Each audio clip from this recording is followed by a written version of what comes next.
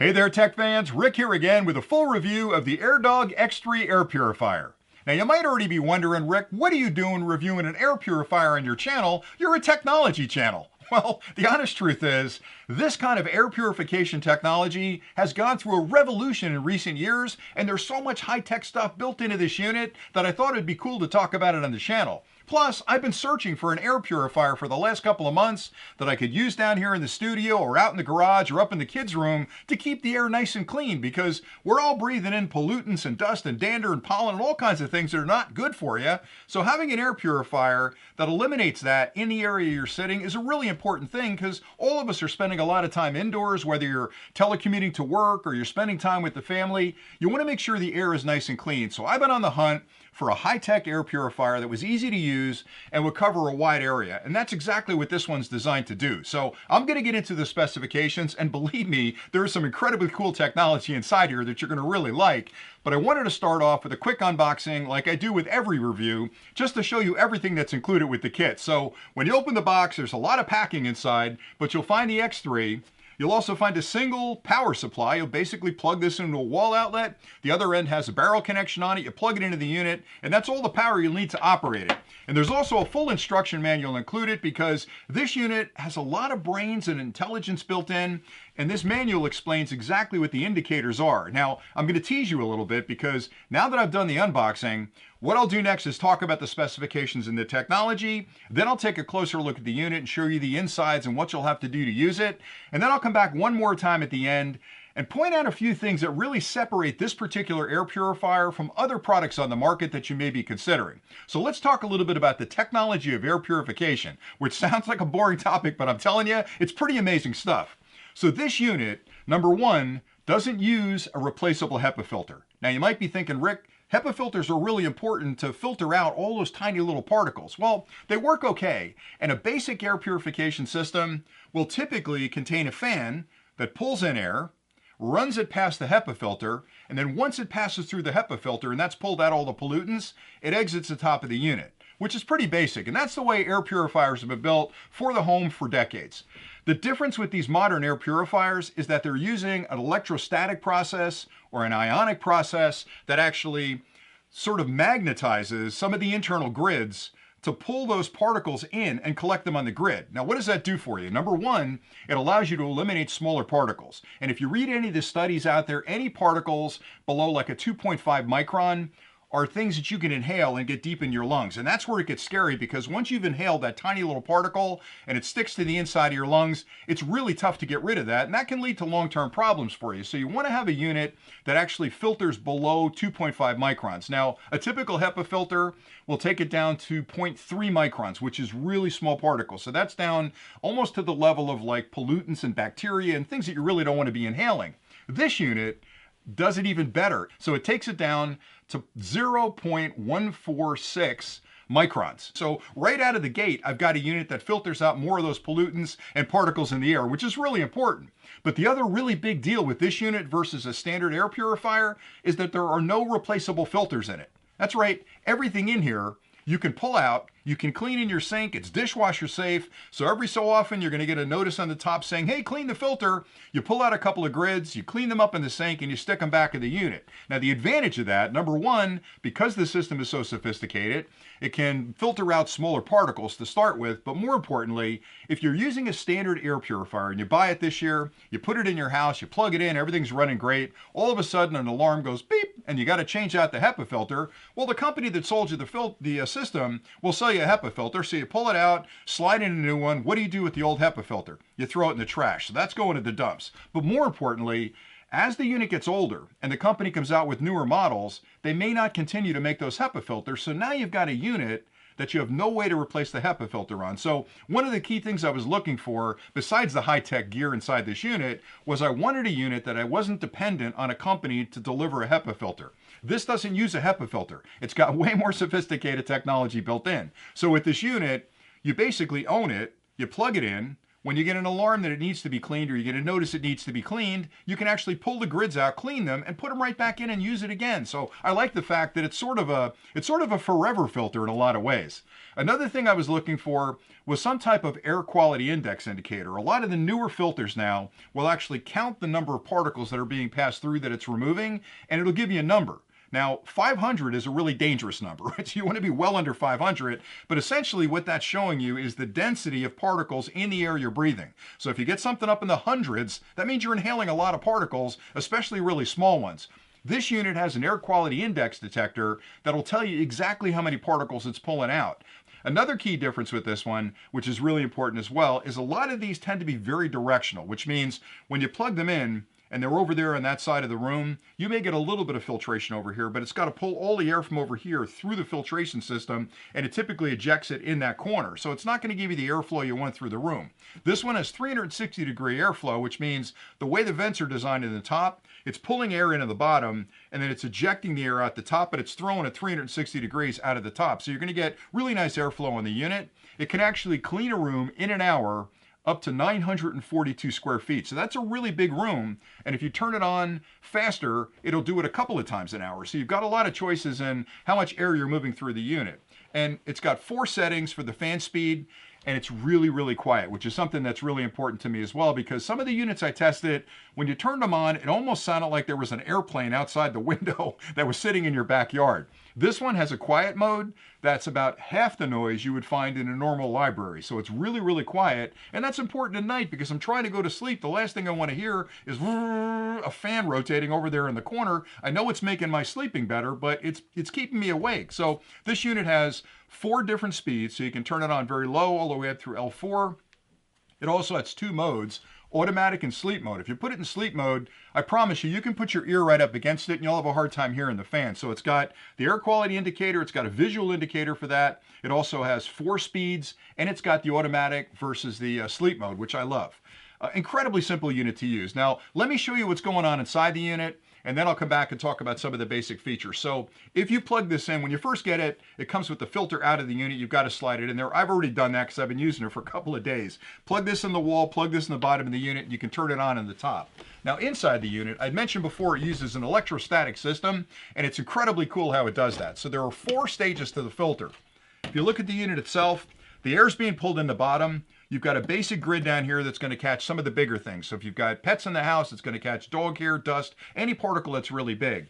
Then above that, there's a charging grid. Now that charging grid is energized, and that's going to develop static electricity as the particles pass through that. You've got a collection grid right here. Those particles that are now magnetized, just like in the wintertime, if you take a balloon and you rub it on a sweater and it sticks to your arm. I remember as a kid, I was just amazed by that. But that static electricity holds that balloon to your arm because you've got static electricity attraction between the balloon and your sweater. That's exactly what happens here. So the particles come in, the big ones are eliminated there. The others are charged by this grid. They're attracted to the units inside here, the actual grids inside here, and anything that misses, there's a final filter up top. All of these are replaceable and washable. Washable is the key difference. Now this one, there's not a lot to look at. It's a very, very thin screen, so you want to be delicate with this one, but that's going to catch the bigger particles. Here's the charging grid. Now you can't see it unless you look really close, but there are wires running across here that get energized inside the unit, and that's where you actually charge up the particles as they're passing through that grid. The cool one is this one. Now this is based on graphene. It's got actually graphene fingers in there, and you can see, you can look right through it, so that lets a lot of air go through it. But these are removable, so there are 2 locks on the top here. You slide those to unlock it, and then you can actually pull this filter grid out. You can wash that in the sink, you can throw it in your dishwasher. There's another grid in the bottom, and what you've got are 2 different grids that are magnetically attracting those particles to stick to the inside of the grid. So I've only cleaned this once, but you basically run it under water. Maybe you run a little brush along the grids to knock off all the debris. Then you put them back together and slide it right back in the unit, which is incredibly cool. Make sure you lock it. I forgot to do that the first time. And it even tells you up. So if you put it in upside down, it's not going to go in. Make sure you put it in right side up. And that slides in the unit just like that. That's all there is to it. And then above it, there's one final filter. Now this looks like a HEPA filter. You might be thinking, oh, I got to change that filter. You don't. This one's washable as well. So run this under tap water. Just be gentle with it because there's some filtering and some screening on the top of it, but just rinse this off, let it dry, and then stick it right back in the unit. So essentially, you've got 4 4 filters in the unit. The big products, this is gonna, I should say the big pollutants, this is gonna charge the other particles, and the smaller things, this is gonna attract them. They're gonna stick to those graphene grids. And finally up top, you've got one last filter that's gonna catch anything that got through there that wasn't charged. And that's it. So you clean that every so often, it'll tell you when to do that, and you're good to go. Close it up, turn it on, you can clean up all the air in your room. So a couple final things to mention about this. It's not that big a unit. It's about 20 inches tall, maybe 10 inches square on each side. Weighs about 11 pounds, so it's not something you're going to carry around a lot, but it's meant to go on the floor in a room. And again, 942 square feet of clean in an hour. In an hour, right? So turn it on, it'll clean up the air, and you're going to feel a whole lot better. The other thing I did notice with this is that, you know, after a storm, like if you've got a lightning storm and lightning's crashing near you, you get that really fresh smell in the air, that ozone. This has a little bit of an ozone generator inside of it, and there's nothing like clean air like that. It's just, there's something about it that just invigorates you, just adds energy to the day. So I love this unit an awful lot. Now, if you stay tuned next, I'll take a closer look at some of the components, and then I'll come back and point out a few things again that I really like about this product that you can use to compare it to others you may be considering. The Airdog X3 can operate for quite a long time without needing any regular maintenance, but since it's removing particles from the air, eventually the collection grids will need to be cleaned. You'll see an indicator on the LED panel letting you know it's time to clean those grids. And to start, you'll unplug the unit from the wall, and on the back you'll find a high voltage inside warning sticker right there. And that's because the cleaning system inside the unit uses an electrostatic process where it generates static electricity. And you don't want to open this right away because that static electricity can linger for quite some time. So unplug it, let it sit for 5 minutes, and all that static electricity will dissipate. And it's not like you're going to get a bad shock, but if you've ever walked across the carpet in the wintertime and then reached for a light switch and got that little jolt, that's exactly what's going on inside here. So give it 5 minutes to dissipate and you'll be perfectly fine. To open up the back, you'll lift right here, then you can slide the back off and set it aside. And inside the unit, you'll find a 4-stage filtration system, starting with the pre-filter right here. This collects larger particles as they're being pulled through the system. Above that, you've got a generating electrode, and this is what charges the particles and removes some of the bacteria. Above that is a collecting grid, and there are 2 plates inside here. I'll show you what those look like in a second. That's the part you're going to want to pay attention to. Then above that, you've got a composite catalyst that removes some of the ozone that's being produced down here and catches any really fine particles on the way out that were missed by the system. This is the collecting grid you're going to want to clean. And to pull it out of the unit, you'll basically put your fingers under here and slide it out. And then you'll notice there are grids all the way through. You can see right through the unit. And there's actually a set of grids on the top and a set of grids on the bottom that interlock. They actually weave together like this inside the unit. And you'll need to remove this to get at those grids. You'll find 2 latches on either side with a locking indicator and an unlocking indicator right there. So to unlock it, you'll slide this down. Then you can actually lift this grid out. And you can clean that in the sink with cold water. Just gently brush off all these grids. Make sure you get all the dirt and debris off it. And do the same for the bottom. Just rinse it under cold water. Make sure they're nice and clean. And these are graphite grids, so they're very durable. And once you're done, just shake it dry. Put it back in like this. And be sure to latch it in the lock position. And then you'll slide this back inside the X3. Now, you have to be careful to get it in the right way because there is an orientation to it, and they've labeled it twice. They've got an arrow that says top facing this way and a yellow sticker, so I don't know how you could miss that, but I actually did one time when I went to clean it. So make sure you've got this facing up. Just slide it right back in the position where it was before.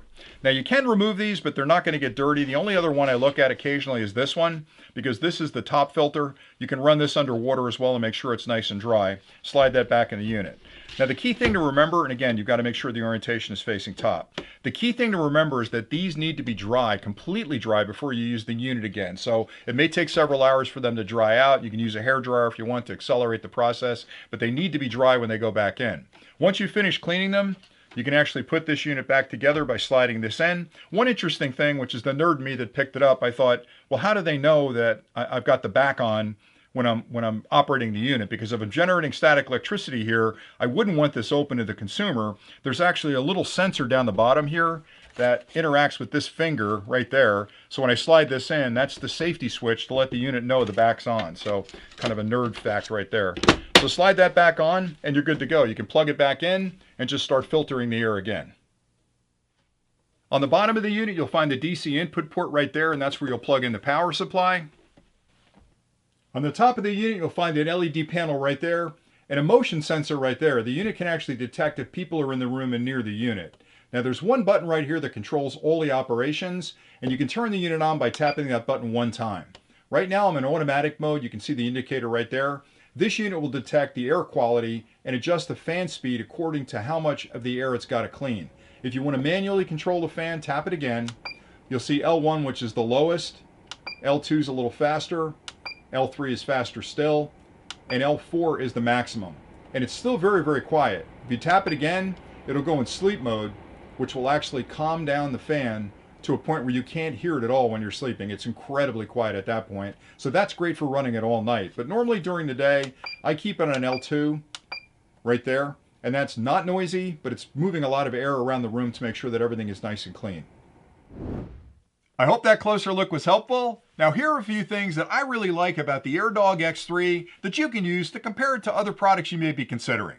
The first thing, and probably most important thing to me, is that it doesn't use a replaceable HEPA filter. A lot of other units I looked at had a multi-stage or a single-stage HEPA filter that did okay. It removed a lot of small particles from the environment, but the challenge is eventually I'd have to change out that HEPA filter, which meant I've got ongoing costs because I've got to keep ordering extra HEPA filters. If I forget to order one and it needs to be changed, I can't use the unit in the meantime. But more importantly, I'm worried that a company that released that particular product may not be here in 2 years, or maybe they've moved on to a new product that's been upgraded and I can no longer get the HEPA filter that fits that particular unit. So now I've got a unit that I can't use at all.